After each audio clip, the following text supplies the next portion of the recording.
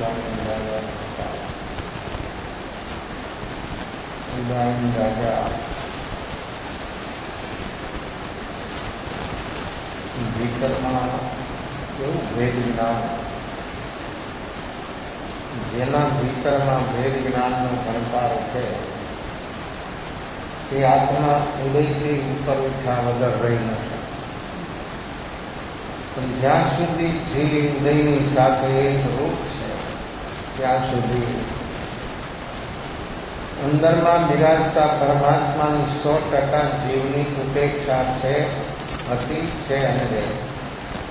જ્યાં સુધી ઉદયથી અલગ ન થાય ત્યાં સુધી આ અનુભૂતિ ક્ષણકાળમાં બીજા કોઈ સાધનોથી, બીજા કોઈ માધ્યમથી થઈ શકે એવી કોઈ સંભાવના. ચતુર્ગતિમાં સમસ્ત જીવોની સાથે ઉદય સતત થાય અને એ ઉદયની અવસ્થા બે: સાકાર, અસાકાર. સાકાર ઉદયમાં જીવની કેવી અવસ્થા બને? માનસિક. શું થાય? કેટલો જીવ ઉદયમાં એક રૂપ છે, કેટલો બેહોશ છે. પોતાની વર્તમાન જે અવસ્થા સાકાર ચાલી રહી છે એની અંદરમાં પણ એને એની ખબર થતી નથી. જેને ખબર થાય છે સાકારની, એને એની ખબર નથી. કેવી મૂર્છિત અવસ્થા! અને આ મૂર્છિત અવસ્થા કોણ દૂર કરશે?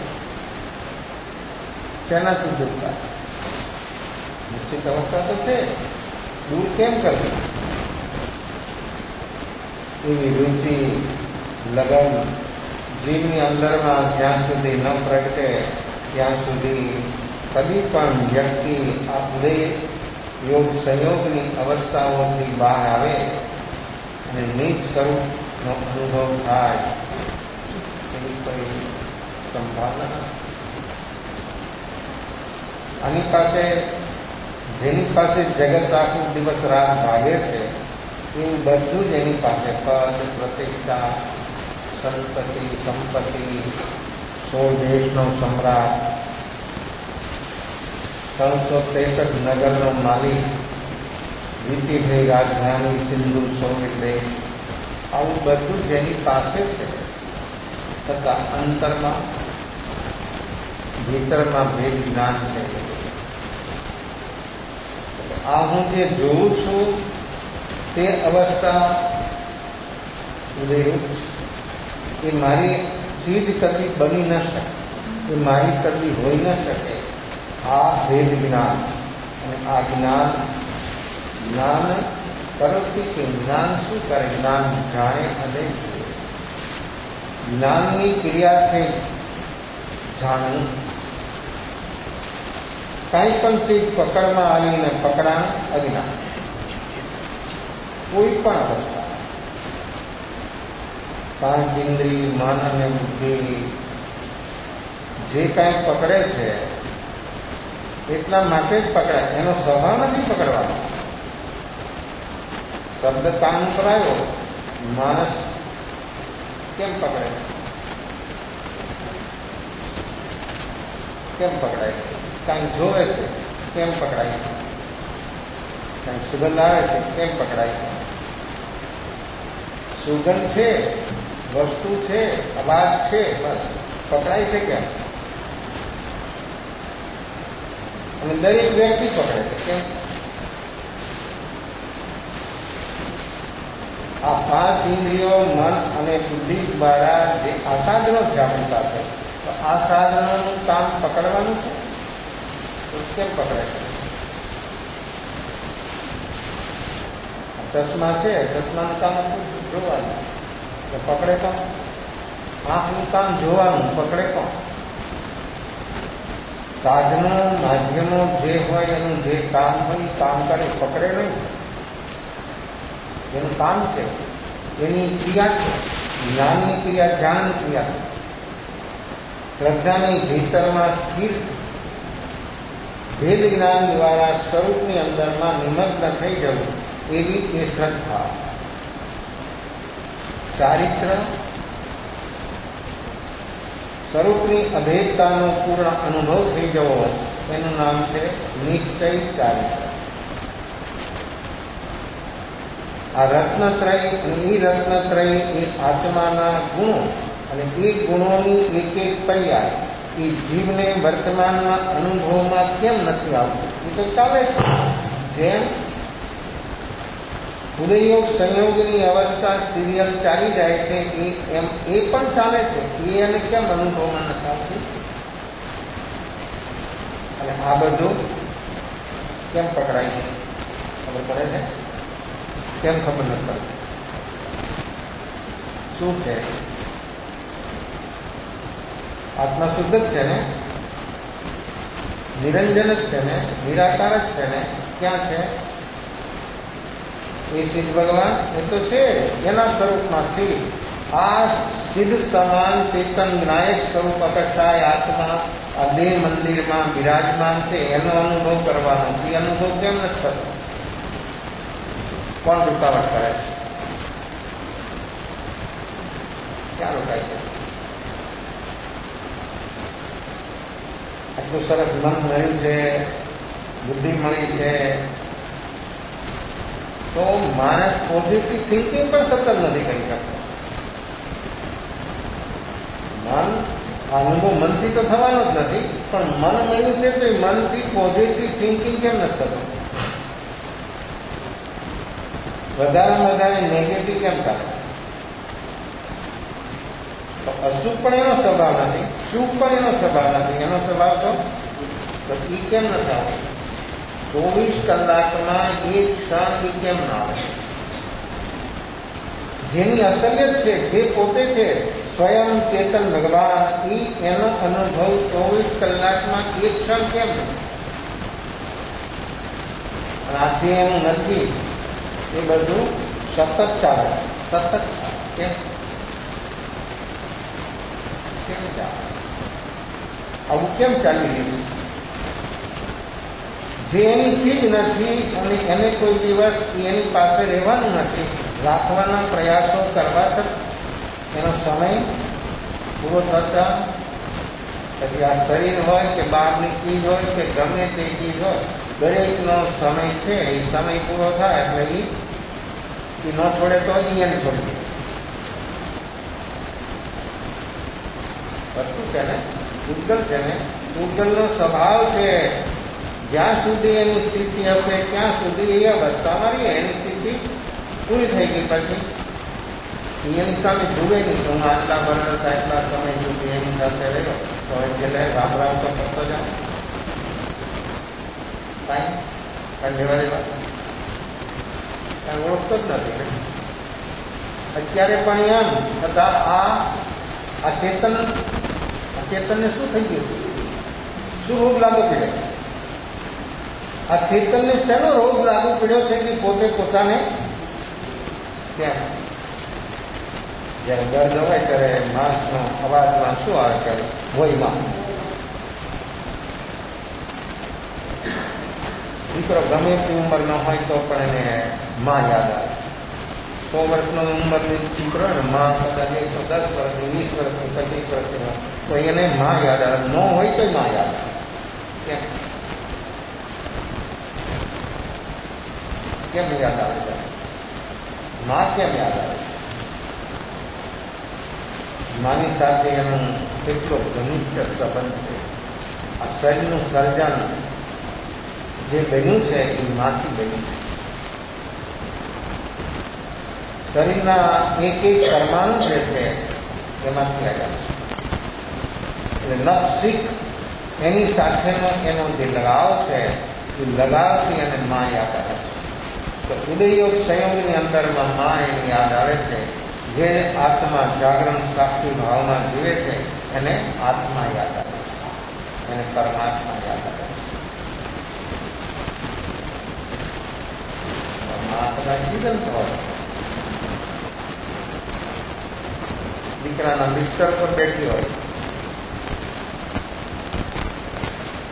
અને કદાચ કાંઈ ખવડાવતી પણ હોય.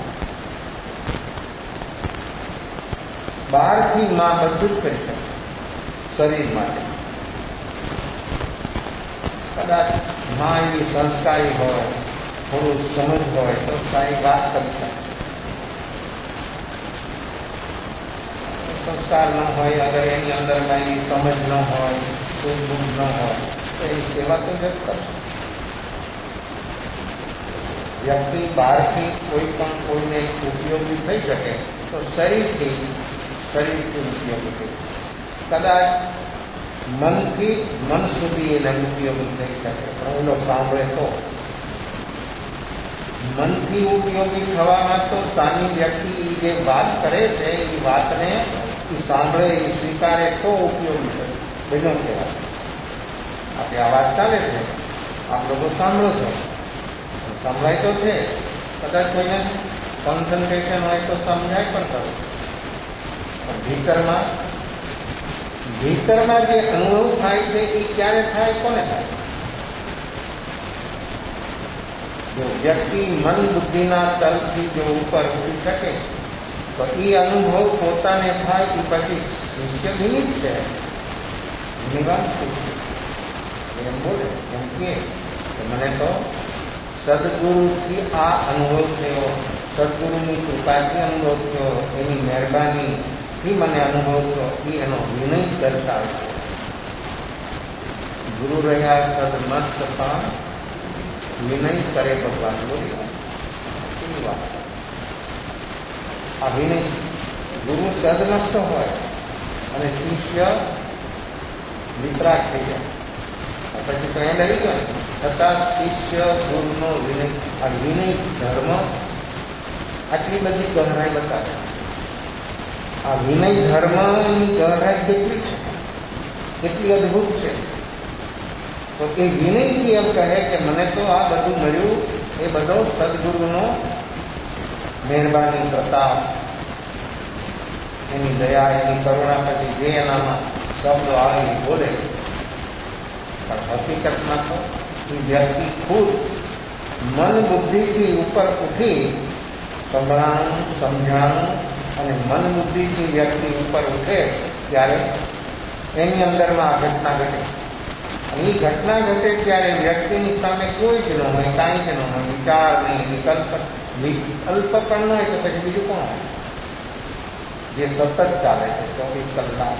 તો એ વિચાર પણ ન હોય તો આ બહારથી કોઈ માણસ ઉપયોગી કોઈને થઈ શકે તો શરીરને ઉપયોગી કરે. શુભ ભાવનાથી, વાઇબ્રેશનોથી એને થોડી શારીરિક કે માનસિક થોડી તાકાત ઉપજાવી શકે. બસ ત્યાં સુધીની એની પહોંચ છે. એનાથી આગળ જે સ્વજન, પરિજન, મિત્ર, જે કાંઈ વર્તુળો બનાવ્યા છે એની પહોંચ અહીંયા સુધી. એનાથી આગળ કોઈની પણ પહોંચ નથી. આવી છે વર્તમાન માણસની અવસ્થા. તો જે આપણે સાંભળીએ, વાંચીએ, ચિંતન મનન કરીએ અને પછી વ્યક્તિ ચિંતન મનન કરતા કરતા ગહરાઈમાં ડૂબી જાય અને નિર્વિકલ્પ જો બની જાય તો નિર્વિકલ્પ અવસ્થા કેટલી ક્ષણ આ બોધ માટે છે. આ બોધ અને એવો નક્કર બોધ વ્યક્તિને જો જોવાનો અભ્યાસ હોય તો વ્યક્તિને નક્કર બોધ, કેવો નક્કર બોધ. અને એ બોધ એના જીવનની અંદરમાં બધા લગાવોથી મુક્ત થઈ જાય. લગાવો છૂટી જાય જ્યારે પ્રત્યક્ષ પ્રેક્ટિકલ બોધ જીવને થાય છે. આ બૌદ્ધિક બોધથી લગાવવું પડે. બૌદ્ધિક બોધથી લગાવવું છૂટે જ્યારે પ્રત્યક્ષ પ્રેક્ટિકલ બોધ પોતાને થયો ત્યારે એ જીવને લગાવ છૂટે. ને લગાવ છૂટે તો જીવને ભીતર ડૂબવામાં કોઈ વાત, રૂકાવટ, ભીતરમાં ડૂબવામાં, ભીતરમાં જવામાં જીવને રૂકાવટ, લગાવ. અને લગાવ છે જીવને પ્રમાદથી. એ લગાવી જ પ્રમાદ. લગાવ અને પ્રમાદ અલગ નહીં, લગાવી જ પ્રમાદ. કેમ શું ક્યાંથી એનાથી અલગ ન થાય, એ પ્રમાદથી ઉપર ન ઉઠે. આ બધું જે પકડાય ને એ બધું પ્રમાદથી પકડાય. પ્રમાદ ન હોય તો એને બોધ. બધામાં બધે બોધ. આખું જગત છે ને બોધમય છે. જ્ઞાની માટે. અજ્ઞાની માટે દુઃખરૂપ. અજ્ઞાની માટે સમસ્ત જગત અનુકૂળ પ્રતિકૂળ સંયોગ વિયોગ સાથે બધું દુઃખરૂપ. જ્ઞાનીને બધું સુખ. કોઈ દુઃખરૂપ નહીં. જ્ઞાનીને જગતમાં કોઈ એને દુઃખરૂપ બની શકતું નથી. દુઃખ એને દુઃખી બનાવી શકતું નથી. આપણે દુઃખી બનવું હોય તો સુખી છે. વ્યક્તિ પોતે જ દુઃખી થવા માંગે છે, માટે જ દુઃખ આવે છે. જો વ્યક્તિ દુઃખી થવા ન માંગે તો એને જગતમાં કોઈ તત્વ, કોઈ વસ્તુ કે વ્યક્તિ, કોઈ નિમિત્ત એને દુઃખી બનાવી શકતું નથી. અને જીવ જ્યાં સુધી બેહોશ છે ત્યાં સુધી એને સુખ કોઈ આપી શકવાનું. આ સ્વરૂપનું સુખ, નિજ સુખ તો જીવને ત્યારે જ અનુભવમાં આવવાનું કે જીવ જ્યારે એના અંદરમાં 100 ડિગ્રીનું જાગરણ પ્રગટી જાય તો એને જગતમાં કોઈ દુઃખ ના આપી શકે. કોઈ દુઃખી નિમિત્ત છે, નિમિત્ત બહારમાં જ છે. અને નિમિત્ત ગમે તે માટે ઉપાદાનને કાંઈ ન કરી શકે, પણ ઉપાદાન જાગૃત હોય તો આવે છે. બહુ વજનદાર બધામાં બધે તો આવે કે આમ કરીએ તો, આમ થાય તો, આમ હોમ તો. બધા ક્ષેત્રમાં, બધા જ પ્રસંગોની અંદરમાં આ એક અક્ષર છે, એક જ અક્ષર છે. કેટલું વજન ધરાવે છે. માણસ ઉઠાવી ન શકે એટલું વજન. હા, 14 બ્રહ્માંડનું વજન એની અંદરમાં, 100 ની અંદરમાં છે. અને એ ઉઠાવવાની શક્તિ તો છે ને, એટલે મુક્ત થઈ ગયું. આ 100ના વજનથી વ્યક્તિ મૂર્છિત છે, એને એની ખબર નથી. તો આ બધો જે બોધ છે એ બૌદ્ધિક બોધ નહીં, પ્રેક્ટિકલી બોધ જો થાય પણ થાય એને પ્રેક્ટિકલી બોધ કે જેનામાં જાગરણ, જેનામાં જોવાની ક્ષમતા હોય એ વ્યક્તિની અંદરમાં આવો બોધ સંભવી શકે. જાગરણ સાચી ભાવ હોય તો આ બોધ કદી થાય એવી કોઈ સંભાવના નથી. અનાથી કેવો બોધ? કેમાં બોધ છે? કઈ અવસ્થામાં બોધ? અનાથીને બોધ થયો ઉત્તરાજય પુત્ર વિષ્ણુ અનાથ એ બોધ એને કઈ અવસ્થામાં છે? આપણે ખબર નથી પાડતા એટલે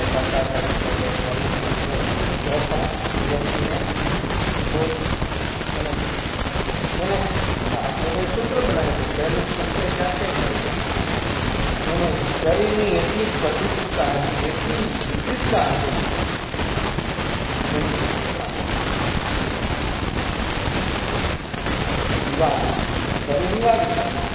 બીમારી એવી પ્રસાદની બીમારી ચાલુ બીમારી ક્યારે આવી ખબર છે? ક્યારે આવે ખબર છે? ક્યારે ખબર એની ખબર છે? બીમારી ક્યારે આવે કઈ ઉંમરમાં આવે ખબર છે. બધી અવસ્થામાં બધી બાળક જન્મ અને બ્લડ કેન્સર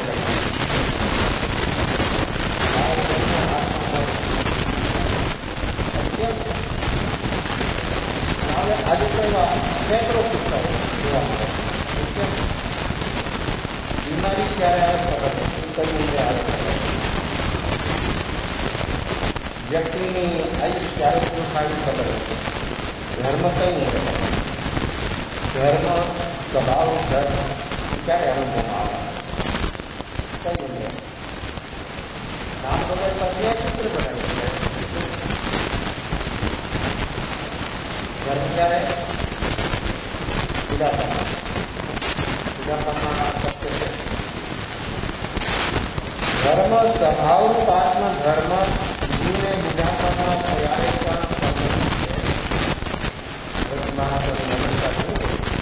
શારીરિક માનસિક કેટલી બધી એની તકલીફ હોય, જોવાની સાંભળવાની બધી ક્ષમતાઓ તમામ તકલીફ હોય, ચાલી ન શકે, બોલી ન શકે, એટલી બધી અંદરમાં આહાર સંજ્ઞા હોય છે, ખાઈ ન શકે.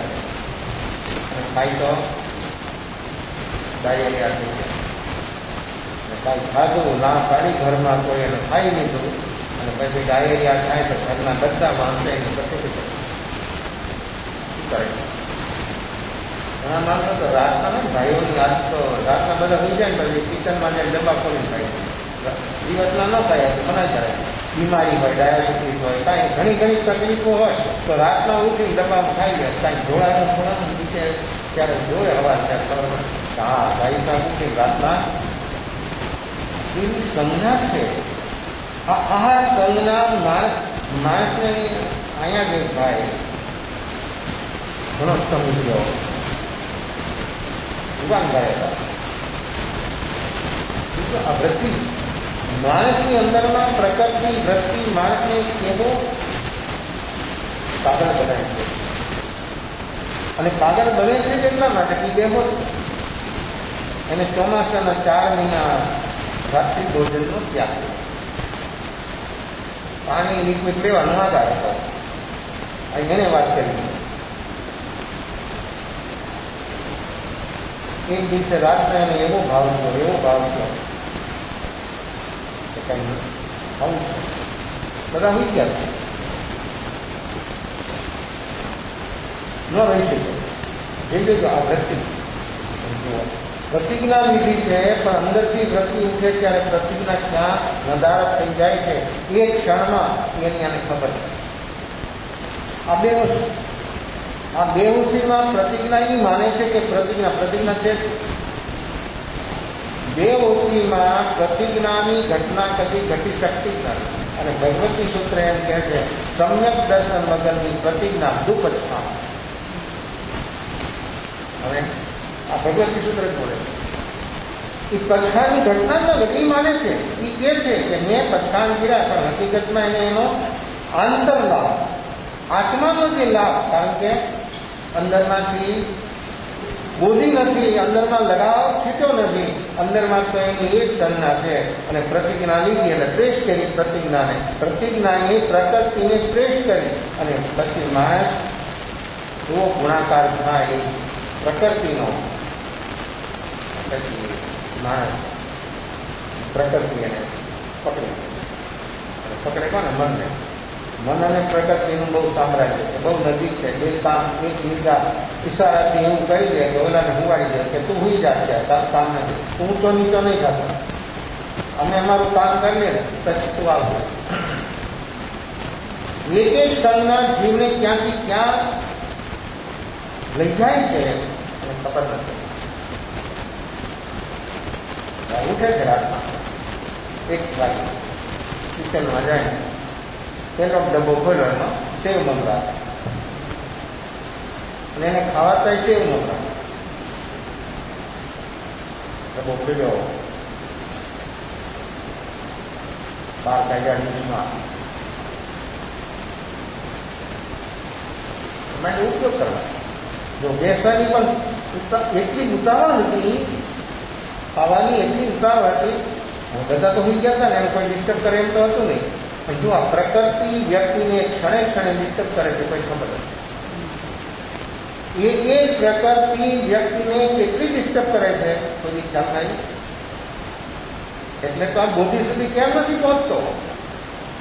આ પ્રકૃતિના રાઉન્ડની અંદરમાં એ રાઉન્ડ તોડવાની તાકાત છે જાગરણ સાક્ષી ભાવ. એ જાગરણ સાક્ષી ભાવના પ્રત્યે ત્યાં સુધી રાઉન્ડ તૂટે જ નહીં. અને રાઉન્ડમાં જ રાસ લીધા કરવાનું 24 કલાક. અને એ રાસ લેવાથી આ ચતુર્ગતિનું સંસારમાં અપડાનું એનું હંમેશા માટે ચાલે છે ને ચાલવા એ જાગરણ સાક્ષી ભાવ બલવાન કરે એ રાઉન્ડ ઉભા હોય.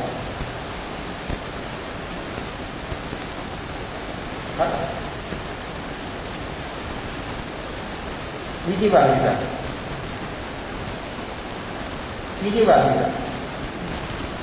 બધું ભેળો હતો, આપણે કઈ વાંધો નતો.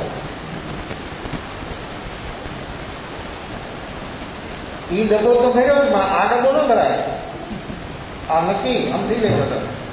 આ સંજ્ઞાનો ડબ્બો કોઈ દિવસ કોઈનો ભરાયો જ નથી 3 કાળમાં. એક જીવનો નહીં, અનંત જીવોમાંથી કોઈ જીવનો કોઈ આ ડબ્બો નથી કરાયો. આ વાંધાળું વેચમાં પીડ્યું છે તે વાલાના વાલું સાંજે ઠાંચીને ભરો, સવારે ખાલીને ખાલી. આવું આ પેટ અને આવું આ મન, ભૂખલું મન કેવું ભૂખલું માણસ એકમાં જઈને ખાય. જે જીવો ખાય છે ને, આ મૃગો એમ કે છે ગરમ ગરમ તાજમાં અંદરમાંથી વરાળ નીકળે છે, ખાય વાસી દુઃખા બધું કેમ લાગે આપણે? ઘરે ખાવ તો ભલે ને, હોટલમાં જાઓ તો ભલે ને, ગમે ત્યાં જાઓ, તમારી સામે ડીશમાં આવશે એટલે અંદરથી સુગંધ આવશે, વરાળો નીકળશે એટલે ગરમ ગરમ થઈ છે. વાસી જુઠ્ઠા, વાસી તો તે જુઠ્ઠું. કેમ કેમ કેમ હું કહું છું જુઠ્ઠું, વાસી ને જુઠ્ઠું બે, અને તમે કરો સમાધાન કે ના ગરમ જ છે. બોલીએ છે ને, હમણાં જોઈ જાતનો છે. સકલ જગત એકવર અથવા સ્વપ્ન સમા તે કહીએ જ્ઞાની દશા. સકલ જગત, એક જગત નહીં, આખું વિશ્વ કેવું છે?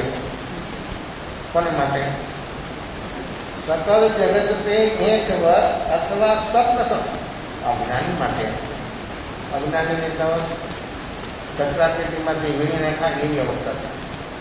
અજ્ઞાન અને સંજ્ઞા જીવને એટલી દુઃખી કરે છે, જીવ એટલો દુઃખી છે, પણ જીવ કોઈ દિવસ એનાથી ઉપર થવા માટે, જાગવા માટે સુધી તૈયાર થયો જ નથી. તૈયાર ન થાય ત્યાં સુધી આ અપડાઉન ચતુર્ગતિ સંસારમાં એક એક જન્મમાં નવા નવા રિલેશન ઊભા કરે અને ભરપૂર વધતા વધતા વધતા કેટલું બધું 14 લાખ લોક ક્ષેત્રનું બધું. એક પોઈન્ટ એવો નથી કે જ્યાં એક પોઈન્ટ આ ક્ષેત્ર 14 લાખ લોક ક્ષેત્રમાં એક પોઈન્ટ એવો નથી, સ્વયંની ન ક્રિએટ નો પણ કે જ્યાં એનો જન્મ ન થયો હોય, જ્યાં જન્મ થાય એટલે મૃત્યુ તો નથી. હું બાકી આ સકલ જગત છે એકવાર, આખું જગત એકવર કેમ છે? મેં લીધું ને છોડ્યું, તમે પકડ્યું, તમે છોડ્યું ને બીજાએ લીધું. આમ આખું અનુસંધાન આ પૂતગલનું ચાલી રહ્યું છે અને આ પૂતગલ આ જ રીતે કાર્ય કરી રહ્યું છે. આપણે જે કંઈ ભોજન લઈએ એ વેસ્ટેજ નીકળે, મળ રૂપે એનું ખાત થાય, જમીનમાં જાય, એનાથી અનાજ પાકે અને એનાથી પાછું આપણા ઘરમાં આવે અનાજ અને આપણે એને પીસીએ અને કેટલી પ્રોસેસ થાય અને વળી પાછી આપણી ડીશમાં ગરમ ગરમ આવી જાય. શું છે આ? વાસી નહીં, વાસી તો છે 100%, 200% જુઠ્ઠું. કોઈ માણસ જઈને ડીશમાં બહુ તમને ઉતાવળ હોય, ફંક્શન હોય તો ઘણી વાર એવું જોવા મળે. આ તો સંસ્કારી કહેવાય, જૈન લોકો તો સંસ્કારી કહેવાય, સુધરેલા કહેવાય, સંસ્કારી કહેવાય, ભણેલા ગણેલા, પણ અહીંયા બધું પ્રદર્શન થઈ જાય. આખી જિંદગીનું એના જીવનનું પ્રદર્શન, એની વર્તમાન અંદરના સંજ્ઞા શું કામ કરે છે બધું દેખાય જાય. કેવી પડાપડી કરે? લઈ જવાનું છે, કોઈ લઈ જવાનું છે તો પડાપડી કેમ કરે? કેમ ગમતા? એવું કેમ ચાલે? ચાલે બધી જગ્યાએ, જ્યાં જ્યાં ફંક્શનો હોય મોટા ત્યાં બધું ચાલે. ભાઈ હોય ભાઈઓ, આંગળે બધું ક્યાં બહેન વખતે જાય. આ બધું ઔપચારિક છે, આ બધું જ ઔપચારિક છે.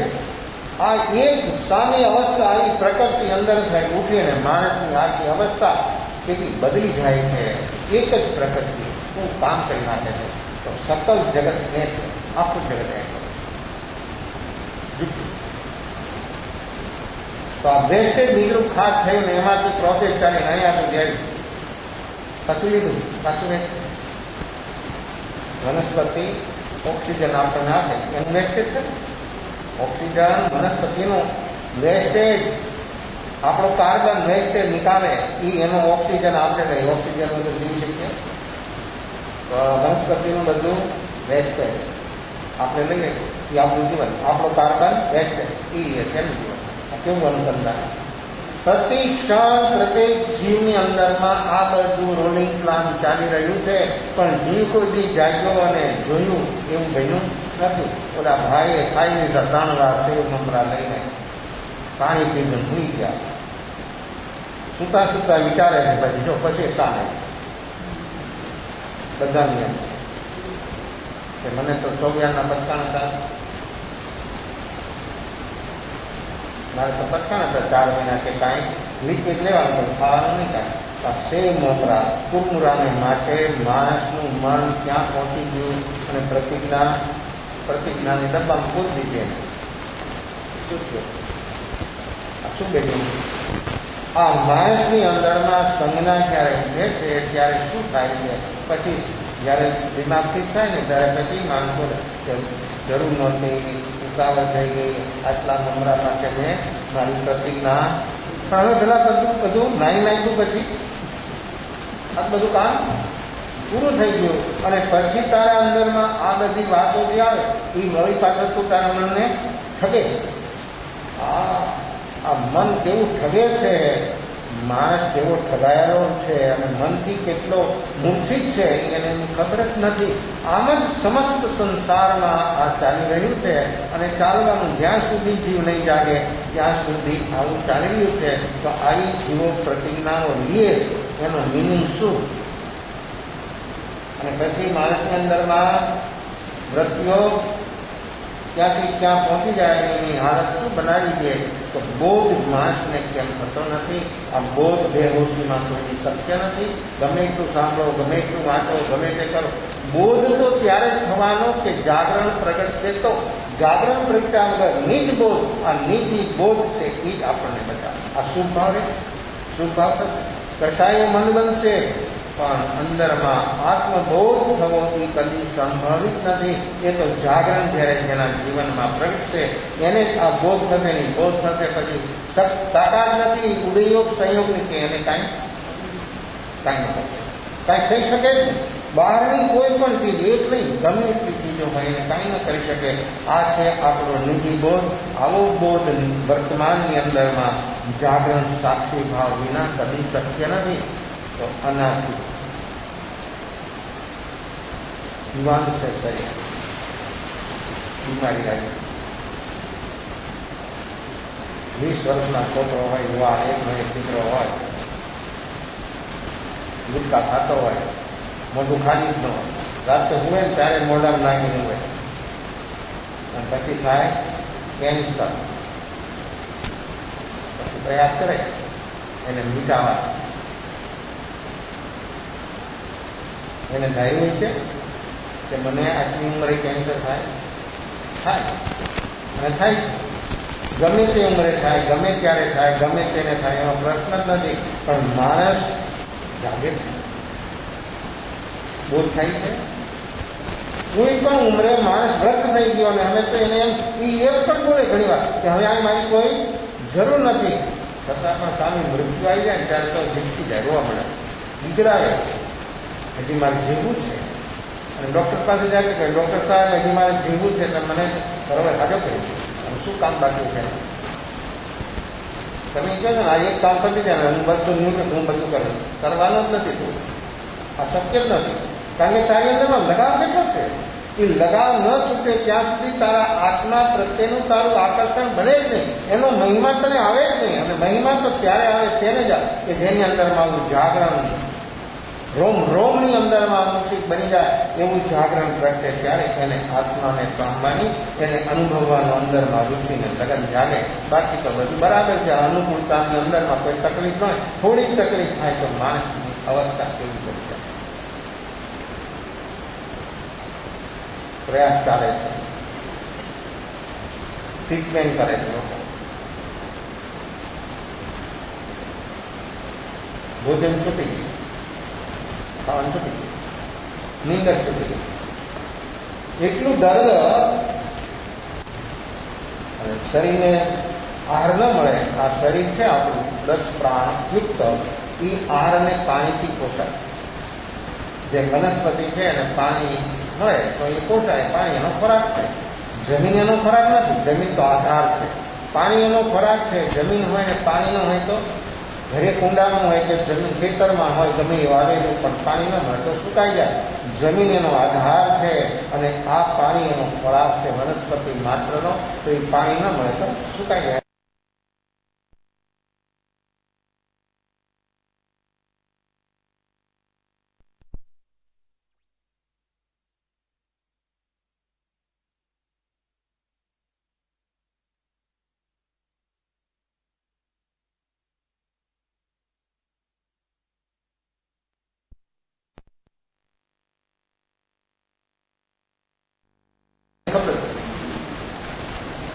એનું લક્ષ્ય શરીર છે, એનું કેન્દ્ર શરીર.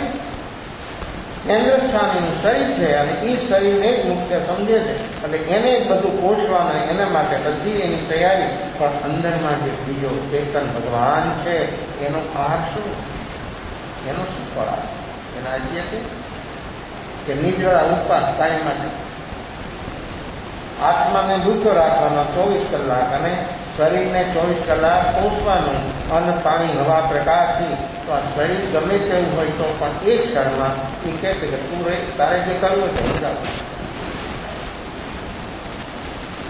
100 વર્ષનો ના તો એક ક્ષણમાં હતા સામું. તો અંદરમાં ચેતન ભગવાન જે બિરાજે છે એને આપણે હંમેશા માટે ભૂખ્યો રાખીએ. જ્ઞાનામૃત ભોજન, એનું ભોજન છે જ્ઞાન, એ સમ્યક જ્ઞાન.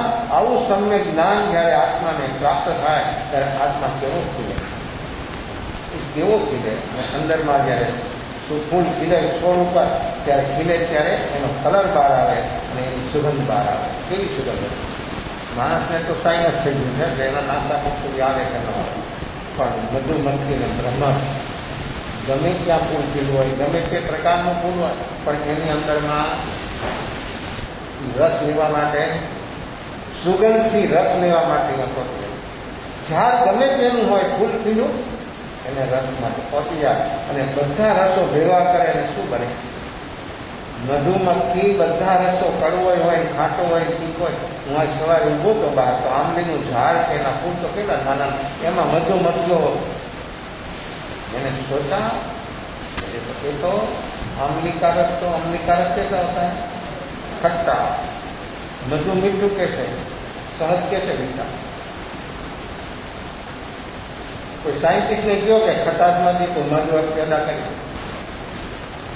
लिया हो. कोई साइंटिस्ट अमेरिका दुनिया ना साइंटिस्ट भेड़ा करो ने, हमने एक नવું આવ્યું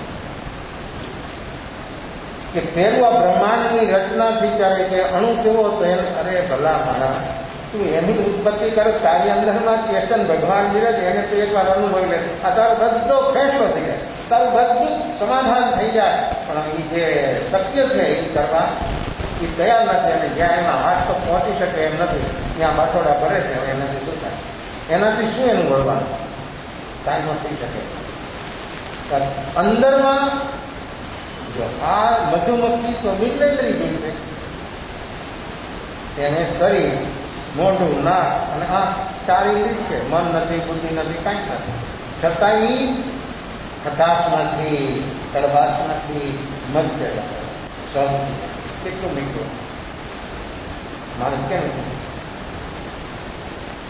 સિઝન છે ને પૂરી થઈ ગઈ ચાલે ને નથી, પૂરી થઈ ગઈ. આદરા આવી ગયા, તમારે બધે આદરા આવી જાય. ઘડીકમાં શું આવી જાય, ઘડીકમાં ક્યાંથી શું બની જાય એમ કંઈ ખબર. તો માણસ છે ને આ આમ મધ જેવી મીઠી છે. તો આંબાના ફૂલ હોય ને એ તો આંબલીના ફૂલથી ઝીણા હોય, જેનું નાકમાં ચૂપ કરે એના જેડા જેડા ફૂલ આંબા. પણ જ્યારે ખુલે અને ખીલે ત્યારે એની સુગંધ જોઈ, એમાં વહેલી સવારે એની જે સુગંધ આવે, કેવી સુગંધ આવે. તો એમાંથી પણ રસ, મધુમક્ખી કોઈ પણ છોડ હોય, ધતુરાનું હોય તો બને, લીમડાનું હોય તો બને, ગમે એવા ફૂલ ખુલે એમાંથી રસ આવે બહાર. એ રસને પકડે, કેવી શક્તિ છે, કેવી શક્તિ. માણસ ઉપર બેચેન કરી એને દસ મારે તો, અને માણસના શરીર પર બેસે તો દસ મારે, અને ફૂલ પર બેસે તો એમ કે એમાંથી એ તમે કાંઈ ન કરો બેસે તોય દસ મારે. મધુમક્ખી હોય કે ભમરી હોય કે કોઈ પણ હોય, વીસી ચાલો જાય છે, એને કાંઈ નથી તકલીફ. પણ તમારા શરીર માટે તો દસ મારે કેમ? હું એને વાઇબ્રેશનથી ખબર પડે કે આમને મને પકડશે, મને મારી નાખશે, અને પોતાના બચાવ માટે એ ડંખ મારે છે કે મને છોડી દે. પણ માણસ આવેશમાં આવીને શું કરે? કોઈ પણ આવા નાના મોટા જીવો હોય એને ડંખ મારે, કાઢે તો માણસ એને ત્યાં ત્યાં મસળી નાખે, ખલાસ કરી નાખે. કેવી છે માણસની વૃત્તિ? પીપળાના ચોરને ફાંસીની સજા આપી દે. આવી છે માણસની વર્તમાન અવસ્થા. તો એ મધુમક્ખી જગત આખાના ફૂલને રસ ભેગા કરી અને અમૃત બનાવી દે, મધ બનાવી દે, સર્વ થઈ જાય. માણસ શું કરે? બધું ભેગું કરે છે ભેગું. એની પાસે તો કેટલી બધી શક્તિ, કેટલા બધી તાકાત. 10 પ્રાણ, 10 પ્રાણથી માણસ શું ભેગું કરે છે? જોયું છે? 24 કલાક ભેગું થાય. માણસ 24 કલાક ભેગું કરે જ જાય છે, એકઠું કરે જ જાય છે, સંચય કરે જ જાય. શું કરે છે? એનાથી શું થાય? માખી મધ બને. માખી ભેગું કરે તો મધ બને, અને માણસ ભેગું કરે તો શું બને?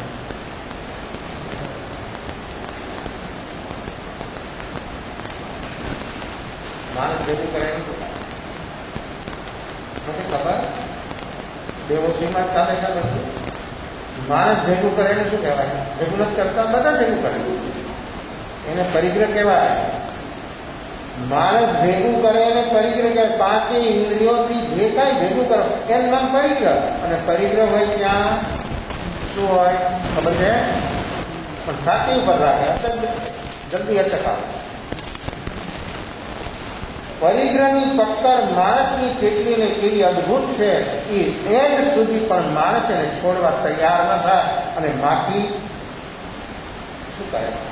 આ વિજ્ઞેન્દ્રી જીવોની અંદરમાં કેવી તાકાત છે, તો ખટાશની અંદરમાં કડવાશ ને બધું ભેગું થાય છે. આવું સુંદર સહજ બને. જો માણસ જાગી જાય તો એને બધામાં બધે બોધ બોધ બોધ જ્ઞાન થાય, અને જ્ઞાન બધાને મુક્ત કરી દે. જ્ઞાન પેલી બાંધે, જ્ઞાન બધાને મુક્ત કરે. જેનાનું સમ્યક જ્ઞાન થાય એ આત્મા મુક્ત બની જાય.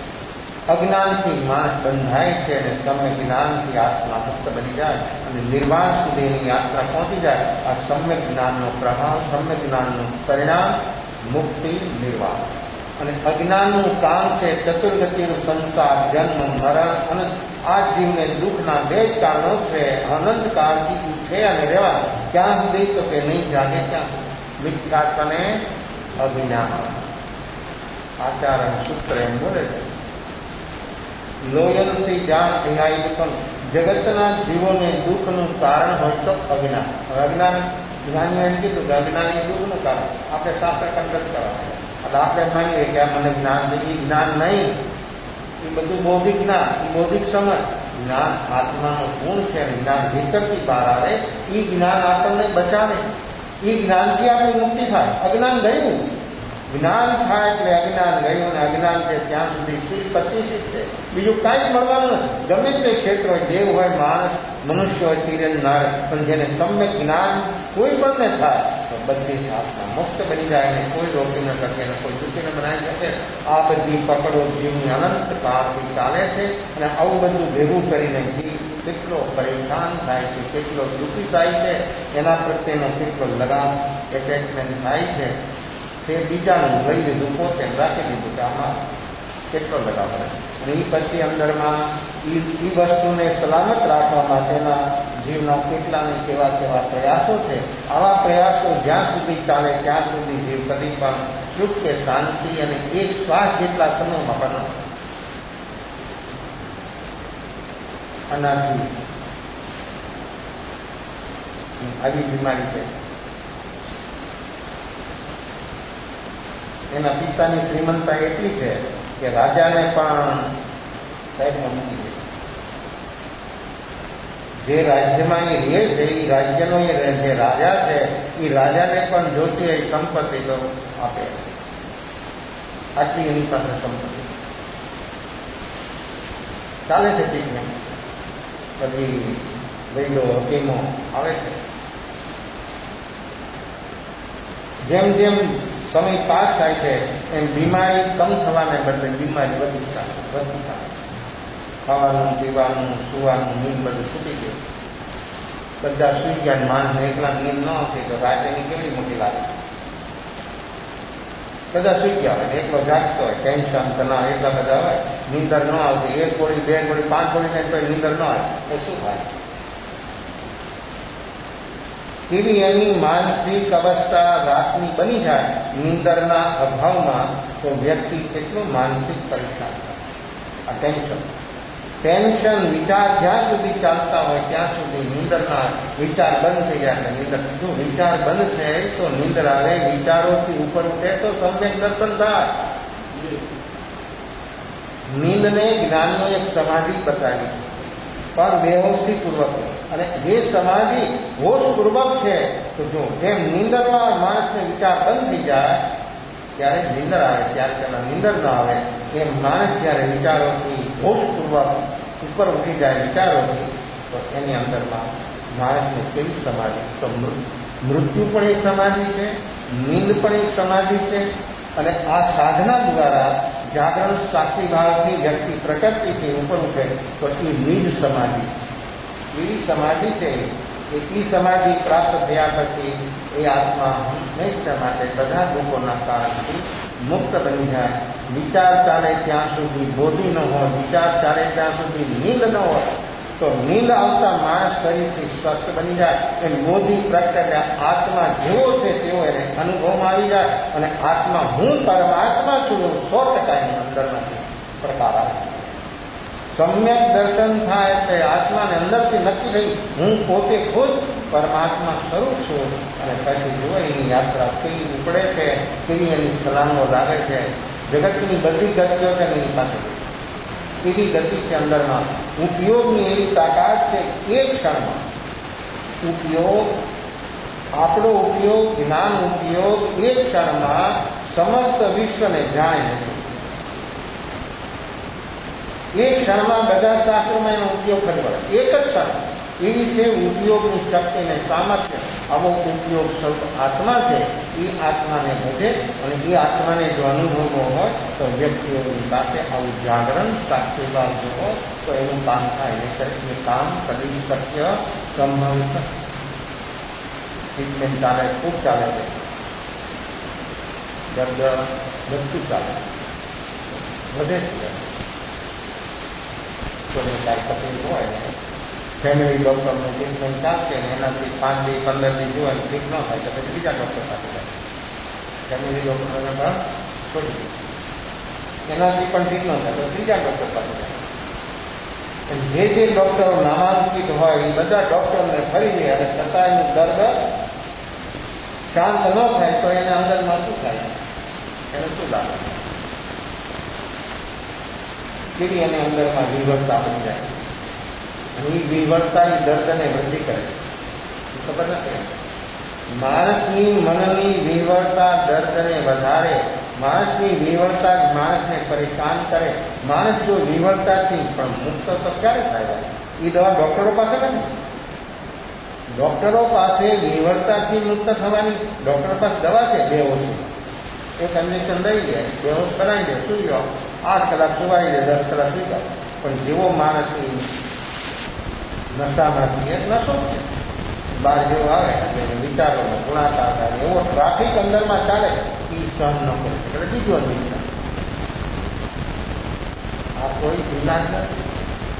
ઇલાજ તો એ છે કે માણસમાં જાગરણ સાક્ષી ભાવ પ્રગટે તો વિચાર જેના કારણે જે કારણ ખતમ થઈ જાય. ડૉક્ટરો કારણ ખતમ ન કરી શકે, સાધક પોતે એ કારણને ખતમ કરી શકે, અને કારણ ખતમ થઈ જાય તો કાર્ય ખતમ થઈ જાય. આ દુઃખના કારણો ખતમ કરવાની શક્તિ વ્યક્તિમાં બહુ જાય, બહુ જાય. શરીર તો હડી થઈ ગયું,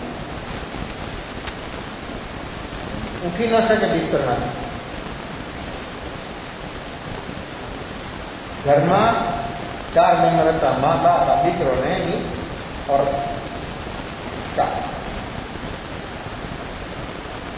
રાત દિવસ એનું કાર્ય એટલું બધું કરે છે, એટલું બધું કરે છે.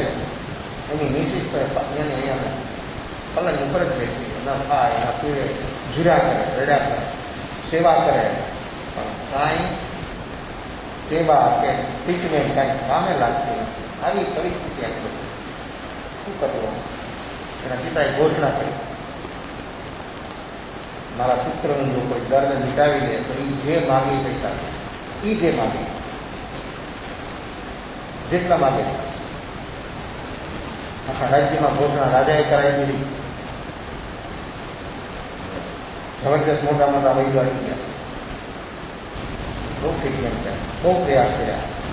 કારણ કે આ તો એક બહારનું દાદર દૂર કરવાનો એક મોકો હતો અને એની પાસે જો એવી વિદ્યા હોય, એવું જ્ઞાન હોય આયુર્વેદનું, તો એને મિટાવી દે એનું દર્દ હતો. પૈસા કેટલા મળે બોલે કોઈ પ્રયાસ કરવા છતાં કોઈ દર્દ ઉપશામ ન થયું, મીઠું ન થાય, ન મીઠાઈ શકે. 6 મહિના સુધી આનાથી બધું જોયા. જો આ જોવાનો લાભ શું છે? હા, જોવાથી શું કામ થાય, પણ જોવાની દ્રષ્ટિથી જોવે તો માણસની અંદરમાં કેવો બોધ થઈ જાય છે, એને કેવો વૈરાગ કરશે છે કે આ 6 મહિનાથી રાત દિવસ આ બધા મારા માટે કામ કરે છે. વૈદો અગ્નિનો તો આવે છે, પણ આ મેમ્બર એક પણ શાંતિથી બેસતા નથી. છતાં આ મારું દર્દ, આ કોઈ વૈદો કે આ ઘરના જે ઉપચાર ચાલે છે એનાથી કોઈ મારું દર્દ મિટાવી શકતું નથી.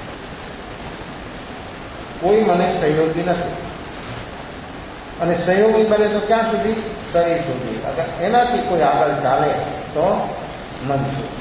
એનાથી આગળ કોઈ સહયોગી બની શકે એવી બહુ સંભાવના નથી. જ્ઞાની સહયોગી બને છે એના દુઃખના કારણે. સ્વજન પરિજન સહયોગી બને, શરીરને આત્માને સહયોગી બને એ તો ખૂબ વિરલા પુરુષ. અને કોઈ એવા આત્માથી મા બાપ હોય તો એને સહયોગી એના પુત્રને બની શકે. તો આનાથીના મા બાપ આટલા શ્રીમંત પણ એને આત્માથી સહયોગી બનવા માટે તૈયાર નથી. બાપથી બધું જ કરતા, રાત દિવસ એના અંદરમાં ચિંતા ચાલતી હતી કે આનું શું થશે, અને જો આનું આમ કઈ થઈ જશે તો આ સંપત્તિનું શું? આટલી અરબો ખરબોની સંપત્તિ શું કરવાના? માણસ એકઠું શા માટે કરે છે? બીજાના માટે. કોના માટે? બીજાના માટે. પોતા માટે શું? બીજા માટે રાત દિવસ માણસ પ્રયાસ કરે ને એકઠું કરે. એના કિસ્મતમાં ન હોય તો? જેના માટે એકઠું કરે છે એના કિસ્મતમાં ન હોય તો? મા બાપે કરોડો અરબો રાખ્યા હોય પણ એનું કિસ્મત બદલી જાય તો એ શું કરે?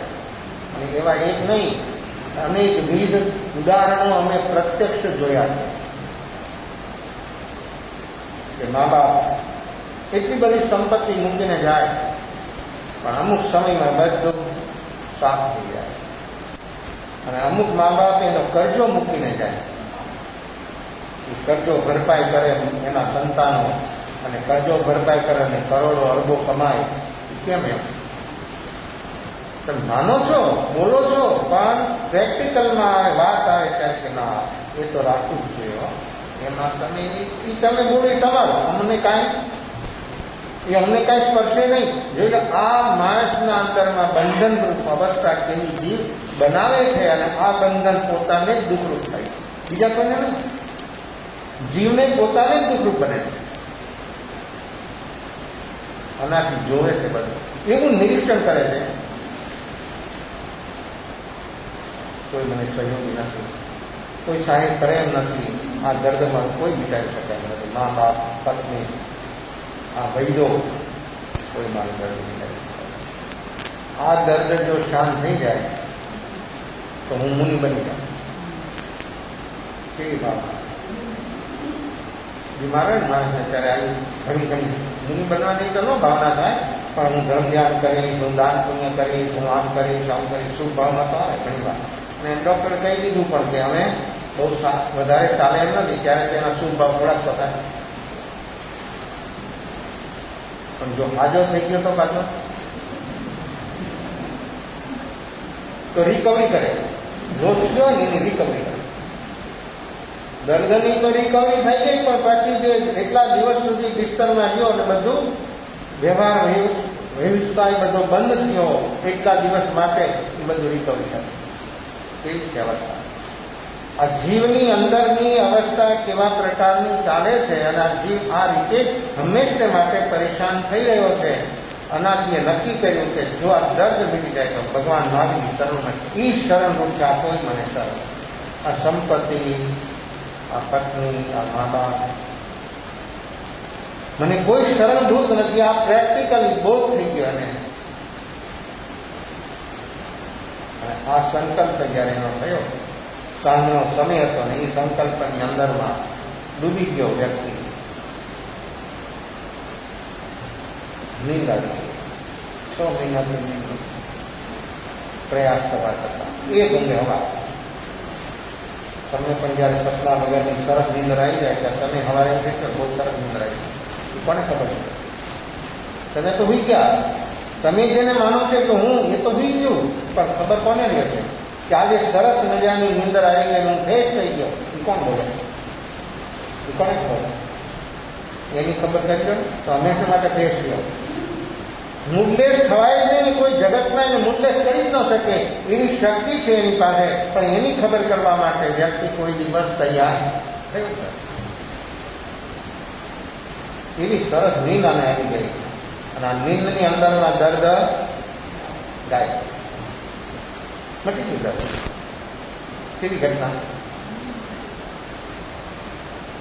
જે વૈદો હકીમો એવા વૈદો હતા કે કાયાને કલ્પ કરી નાખ્યા. સામાજિક કાયા બનાવી દે. ધન્વંતરી જેવા વૈદો પણ એનું દર્દ ન વિચારી શકે. આનો સંકલ્પ બળ કેવું તાકાત વાળો તો મટી જાય તો હું બની જાઉં. ભગવાનના ચરણો એના સિવાય મારો કોઈ ઉદ્ધાર કરનાર નથી. આ જગતની અંદરમાં મારું કલ્યાણ કરનાર હોય તો એ ત્રિલોકીનાથ પરમાત્મા મારી છે, એની શરણ લેવા.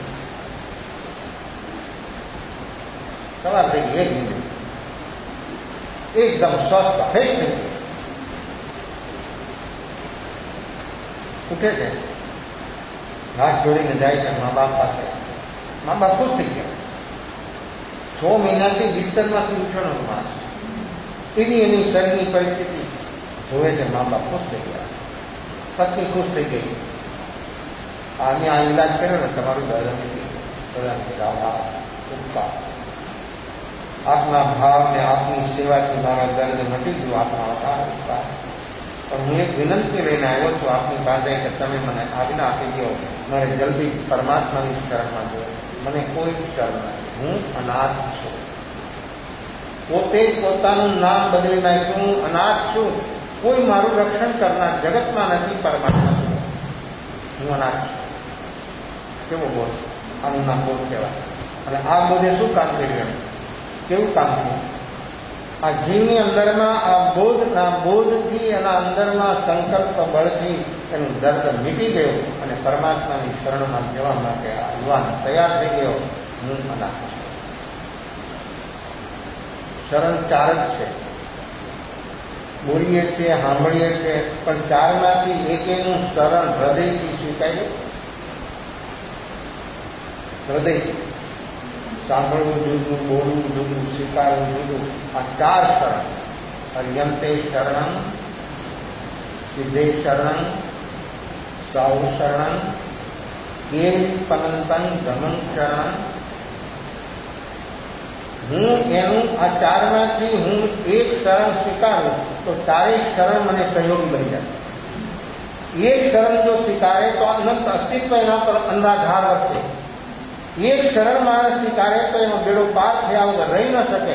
4માંથી એક શરણ જો કોઈ સ્વીકારી લે તો જરૂર એના દુઃખના કારણો મીટા વગર રહી ન શકે.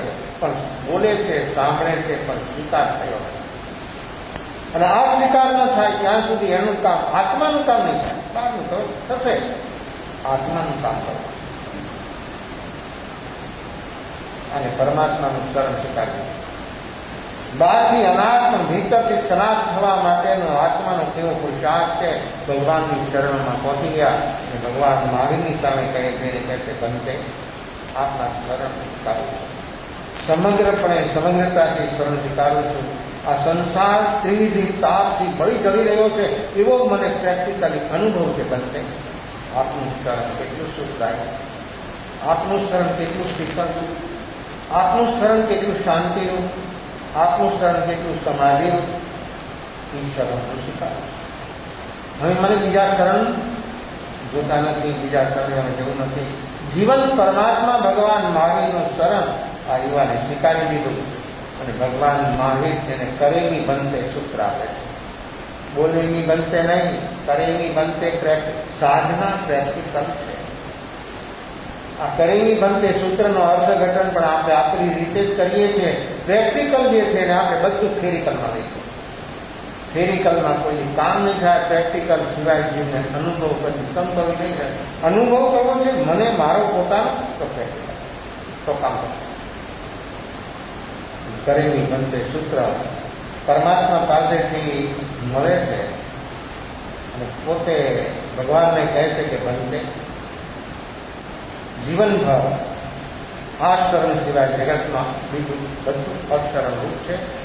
હું અનાથ છું. આજે હું સહી અર્થમાં સમાજ પૂર્ણ છું. એ આપની પરમ કૃપા છે.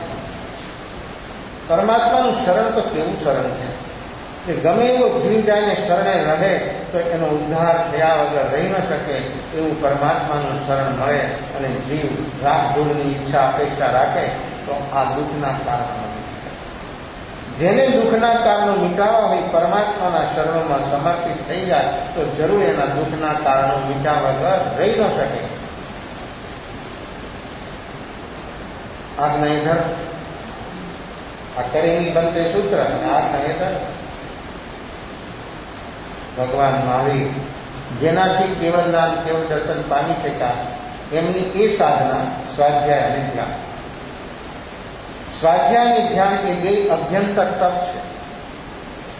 અભ્યંતર તપ 99% ગૌણ થઈ ગયું. આજે બાહ્ય તપની એટલી બધી વિશાળતા બની લોકો કરી રહ્યા છે પણ અંદરમાંથી એક વૃત્તિ કે પ્રકૃતિ કે આ સંઘના અંશ માત્ર ઓછી થઈ એવું દેખાતું. બહુ મોટું દુર્ભાગ્ય છે.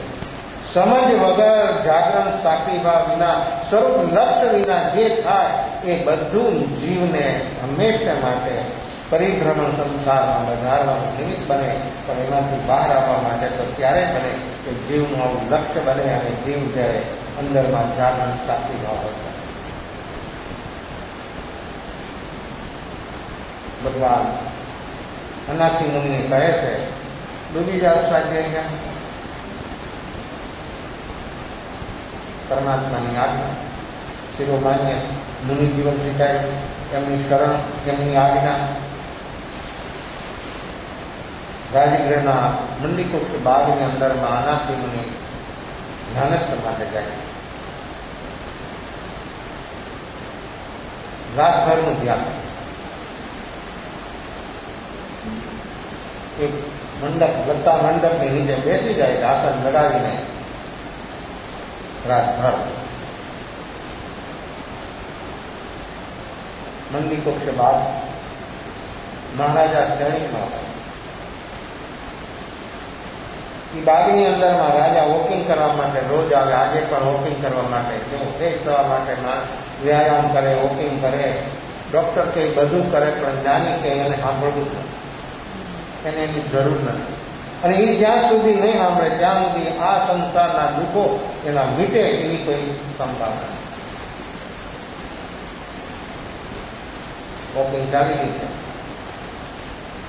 સવારનો સમય, જો સવાર થાય સૂર્ય ઉદયનો સમય, બધું વાતાવરણ કેટલું શાંત બની જાય અને પંખીઓ કેવું કલવર કરે. જંગલમાં હોય ને એ જો ઝાડ નીચે રાત ઓછો કર્યો હોય ત્યારથી બધું અનુભવમાં આવે કે આ પંખીઓની કેવી હોય. સૂર્ય ઉદય થાય ત્યારે એ એટલું ગીત ગાય છે સૂર્ય ઉદયને વધારવા માટે. અંધકાર દૂર થઈ ગયો, પ્રકાશ પ્રગટ્યો, એ પ્રકાશને વધારે છે, એ પ્રકાશને પીવે છે, એ પ્રકાશને પામે છે. ત્યારે મનુષ્ય સૂતો રહે.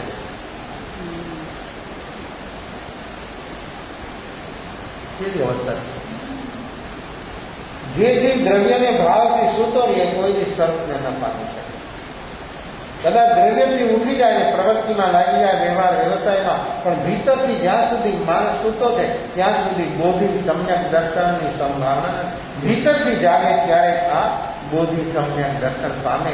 કોઈ દ્રવ્યથી સુવે, કોઈ ભાવથી જાગે, કોઈ ભાવથી જાગે, કોઈ દ્રવ્યથી સુવે, કોઈ દ્રવ્યને ભાવ બેથી જાગે. અને દ્રવ્યને ભાવથી જે જાગે એનું કલ્યાણ થયા વગર રહી ન શકે. આ નિયમ છે.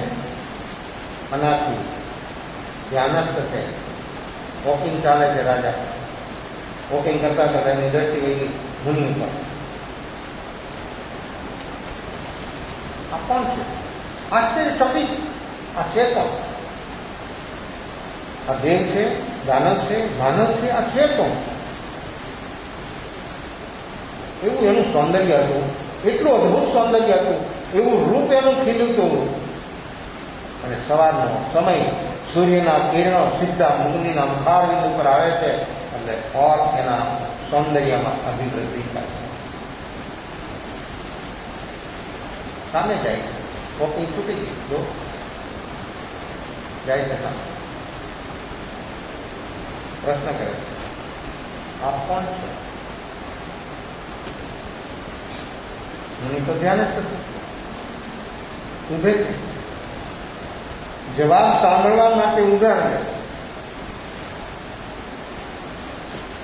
મુનિ આંખ ખોલે છે અને સામે જુએ છે, પૂછે છે, આપ કોણ? તો હું અનાથ. રૂપ સૌંદર્ય જોઈને જે ચકિત થઈ ગયો રાજા સૈની, એ જવાબ સાંભળે ઓર ચકિત થઈ ગયો કે અનાથ? આવી વ્યક્તિ અનાથ હોઈ શકે? આવું રૂપ, આવું યૌવન, આટલું સુંદર શરીર અને અનાથ? એની સમજમાં નહોતો. આ કેમ? નહીં ઓળખાણ, નહીં લેવા, નહીં દેવા. રાજા સીધું આમંત્રણ આપે કે આપ જો અનાથ હો તો આપની બધી જ વ્યવસ્થા થઈ ગઈ.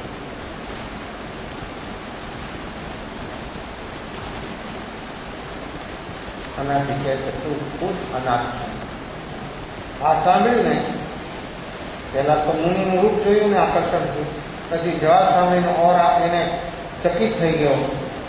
અને આ ત્રીજો જવાબ તો એને જેમ ઇલેક્ટ્રિકનો કરંટ લાગે ને કરંટ લાગે. હું અનાથ કેમ છું? દરેક વ્યક્તિ એમ માને છે ને કે હું અનાથ છું, હું સક્ષમ છું, મારી પાસે શક્તિ છે, તનની, મનની, ધનની, માણસોની, બધા એ ક્ષણમાં તારું બધું થાય. એક જ ક્ષણમાં કુદરત રૂઠે એટલે બધું તારું જ્યાં હોય ત્યાં બધું થાય. જોયું છે ને આપણે સાયકલો આવે ત્યારે ગમે એટલા સાધન, ગમે એટલા વાયલેટ, ગમે એટલા બધું ઠપ, કાંઈ ચાલે જ નહીં, બધું ખતમ. એમ વ્યક્તિની બેહોશીમાં ગમે તે હોય તો પણ વ્યક્તિ કદી પહોંચી નથી શકવાનો. હોશ જ્યારે એની પાસે કાંઈ ન હોય ને તો બધું જ છે, અને બેહોશીમાં બધું હોવા છતાં કાંઈ જ નથી. મને કે તું અનાથ. રાજા સૈનિક આપની માફક જ માનતા હતા કે જેની પાસે કોઈ વ્યવસ્થા નહીં, સગવડ નહીં, એ માણસ, એ વ્યક્તિ અનાથ. અનાથ આશ્રમ પેલા વર્તમાન આ 21મી સદીના પ્રતીકો છે કે અનાથ આશ્રમ અને વૃદ્ધાશ્રમો. મા બાપને દીકરા ક્યાં મૂકી આવે? વૃદ્ધાશ્રમ. કેમ? કેમ? જન્મ આપ્યો, પાળી પોસીને મોટા કર્યા, અને હવે એની સેવા કરવાનો સમય હવે એને વૃદ્ધાશ્રમમાં. જો જીવ સંજ્ઞાને આધીન બને તો બધાને ખતમ કરી નાખે, અને જીવ સંજ્ઞાથી ઉપર ઉઠે તો મુક્તિને પાડી શકે. પણ માણસને આ સંજ્ઞાથી ઉપર ઉઠવા માટે માણસે કોઈ સહી પ્રયાસ જીવનમાં કોઈ કર્યો જ નથી, અને એ પ્રયાસ ન થાય ત્યાં સુધી એનું કામ થવું એ શક્ય નથી. હવે આનાથી આ સૈનિકનો શું સંવાદ ચાલે છે એ આગળ અવસર ઉપર સમય બધાને વિકસિત થઈ જાય છે. સમય તો કોઈ આપણી રાહ જોતો જ નથી. વ્યક્તિ પ્રમાદી આવતી હોય એ સમયની રાહ જોઈએ, જે તૈયાર છે તો કે આજ અભી આ ક્ષણે, કાલ નહીં. ઉદાહરણ રાખે કે પ્રમાદ હોય ને અભી ઓર એક ક્ષણ ઉપર, તો એને ઉપલબ્ધિ થયા વગર રહી ન શકે, અને પ્રમાદમાં બધું કેન્દ્રિત રહેવાનું, અને જાગરણ સાક્ષી ભાવ પ્રગટે તો બધું એની સામે આવવાનું, અને પોતે હું કોણ છું એવો એને અનુભવ થયા વગર રહી ન શકે. પણ પ્રમાદથી ઉપર ઉઠે ત્યારે આ કાર્ય અશક્ય સંભવિત બની શકે. સનાથ કોણ છે, અનાથ કોણ છે? સનાથ અનાથની વ્યાખ્યા માણસ સમજે તો ચોટ લાગી જાય. જિજ્ઞાસુ રુચિવાળો જીવ હોય તો કે મારે સહી અર્થમાં સનાથ બનવું છે, આવી અનાથતા મને જોઈએ નહીં. આ અનાથતા કઈ રીતે ને કેવી કેવી અનાથતા જીવને દુઃખરૂપ બને છે વિશે ભાવ અવસર પર નમો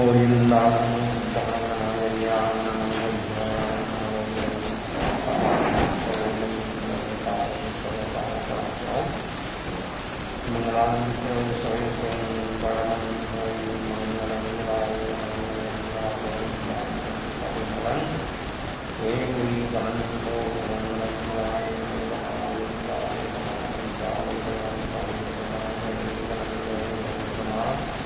सदाई शरणं गौरां शरणं गौरां शरणं गौरां साधु शरणं गौरां देवी वनंतं शरणं गौरां शरणं